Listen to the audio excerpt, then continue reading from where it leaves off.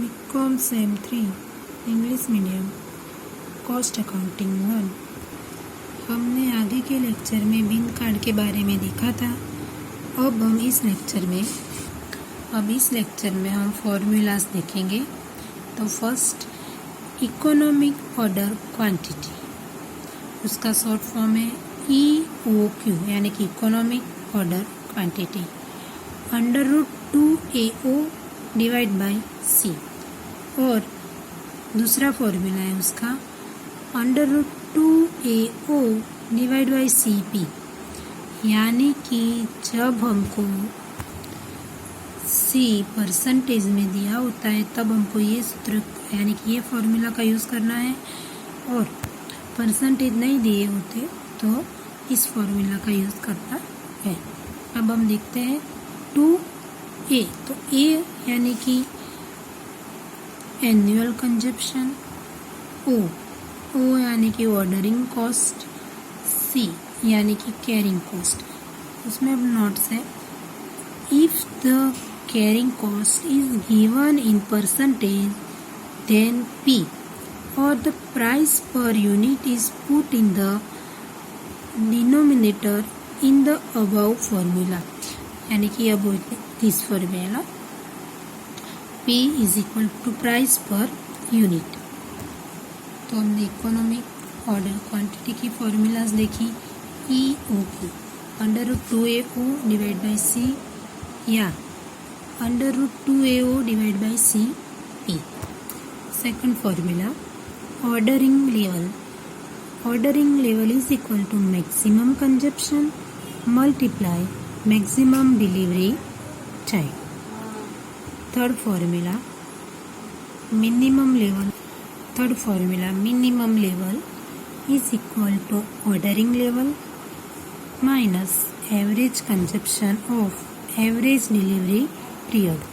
तो ordering level के बारे में हमने यहाँ पे देखा, और एवरेज कंजप्शन और एवरेज डिलीवरी पीरियड के बारे में दूसरा फॉर्मूला है, उसको ऐसी तरह भी लिख सकते हैं, ordering level minus average consumption multiply average delivery period. Average consumption और एवरेज डिलीवरी पीरियड के बारे में हम देखते हैं।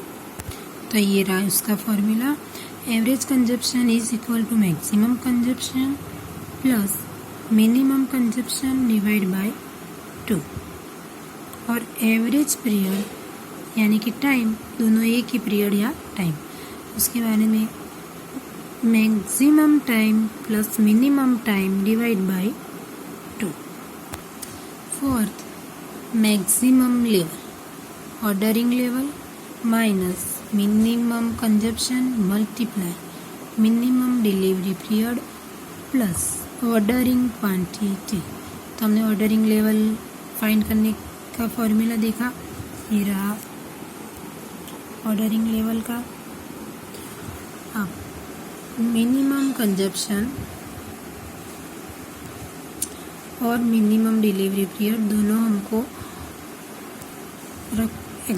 सम में दिए होंगे, और ऑर्डरिंग क्वांटिटी उसको फाइंड करने का हमने यहाँ पे लिखा, इकोनॉमिक ऑर्डर क्वांटिटी वही ऑर्डरिंग क्वांटिटी। तो अब हम फिफ्थ फॉर्मूला के बारे में देखते हैं, safety stock maximum consumption multiply maximum time minus average time. अब 6 danger level average consumption multiply maximum delivery time for emergency purchase. Danger level is equal to average consumption multiply maximum delivery time for emergency purchase. तो ये सब हमको formula में यानी कि सम में रकम में दिए होंगे। तो कुल फॉर्मूला है यानी कि टोटल फॉर्मूला है 6, और ये दूसरी दो एवरेज कंजप्शन और एवरेज पीरियड। सारी फॉर्मूला बहुत ही इजी है। इस फॉर्मूला में हमको अमाउंट डालनी है और उस लेवल को फाइंड करना है। आपको ये सारी फॉर्मूला को प्रिपेयर करना है, और ये फॉर्मूला पर से आपको सम बहुत इजी लगेंगे। तो अब हम सम देखते हैं। First, calculate the economic order quantity यानी कि EOQ from the following information. Annual consumption 9000 unit, cost per unit ₹30, cost of placing an order ₹15, cost of storing unit 10%। तो अब हम फॉर्मूला देखते हैं। इकोनॉमिक ऑर्डर क्वांटिटी यानी कि EOQ। तो EOQ is equal to √2AO divide by CP। तो हमने देखा था A is equal annual consumption, तो हमको यहाँ पे एनुअल कंजप्शन दिया है 9000, तो 2 × 9000। O is equal to placing an order, यहाँ पे हमको cost of placing an order दिया है 15, तो 2 × 9000 × 15। अब हमको C यानी कि कैरिंग कॉस्ट दिया है ₹30, तो यहाँ 30, और P यानी कि स्टोरिंग यूनिट हमको 10% दिया है 10%। अब उसका हम कैलकुलेशन करेंगे, तो 2000 × 9000 × 50, 13 के 10% यानी कि 3,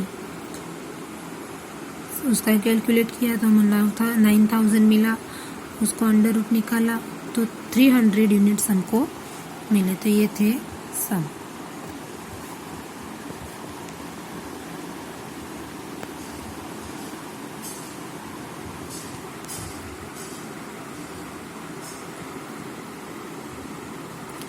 अब हम नेक्स्ट सम देखते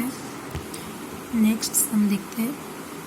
from the following data obtained in respect of an item of store, calculate the economic order quantity for the item।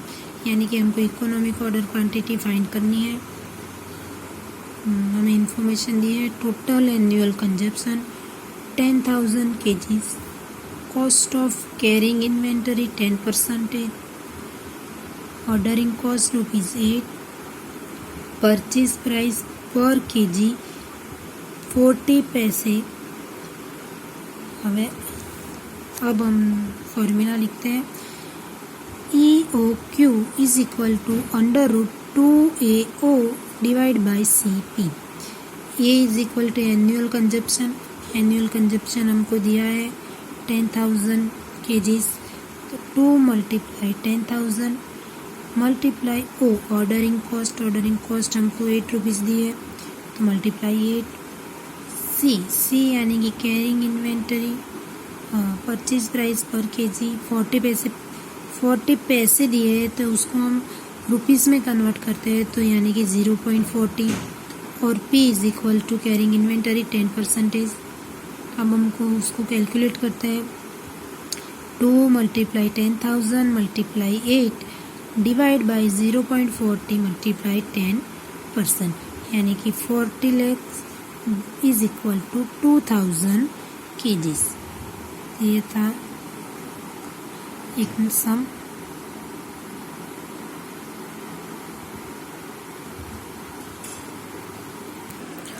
अब हम नेक्स्ट सम देखते हैं। Above 50 item are required daily for a machine, cost of placing an order ₹50, carrying cost per day per item ₹0.02, lead period 35 days, calculate economic ordering quantity, second reorder level। यानी कि हमको इस sum में 2 item find करनी है, 2 calculation करने के हैं। फर्स्ट इकोनॉमिक ऑर्डर क्वांटिटी और सेकंड रीऑर्डर। तो सबसे पहले हम इकोनॉमिक ऑर्डर क्वांटिटी फाइंड करते हैं। फॉर्मूला लिखा है हमने। EOQ यानी कि economic order quantity is equal to 2AO divide by C। इस सम में हमको कैरिंग कॉस्ट पर डे की दी है, तो हम ए यानी कि एनुअल कंजप्शन, हम एनुअल नहीं लेंगे, उसको भी हम डेली यानी कि डे पर ही कैलकुलेट करेंगे। तो हम उसमें अमाउंट रखते हैं 2 मल्टीप्लाई ए, एनुअल कंजम्पशन की जगह हम 50 आइटम्स डेली के लेंगे, तो यानी कि A is equal to 50। O की जगह हम लिखेंगे cost of placing an order ₹50 divide by C यानी कि कैरिंग कॉस्ट पर आइटम ₹0.02। हम उसका कैलकुलेशन करेंगे 50,000 divide by 0.02 is equal to under root 2,50,000 is equal to, अब हम अंडर रूट को उठाएंगे तो 500 यूनिट। एक बार फिर से देख लेते हैं। EOQ is equal to under root 2AO divide by C। A is equal to 50, O is equal to 50, C is equal to 0.02।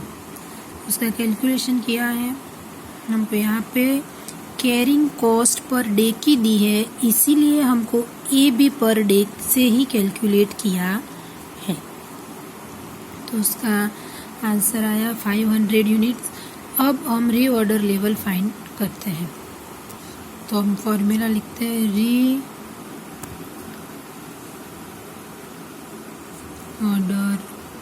Level is equal to daily consumption, यानी कि डेली कंजप्शन हमको दिया है 50 आइटम्स, तो 50 item multiply lead period, तो यानी lead period हमको 35 days दिए हैं, तो मल्टीप्लाई 35, 50 मल्टीप्लाई 35 यानी कि 1750 यूनिट्स। तो हमने इस सम में 2 आइटम फाइंड की, इकोनॉमिक ऑर्डर क्वांटिटी और रीऑर्डर लेवल। तो economic order quantity 2AO divide by C 500 units, reorder level 50 multiply 35 is equal to 1750 units. अब हम नेक्स्ट लेक्चर में देखेंगे।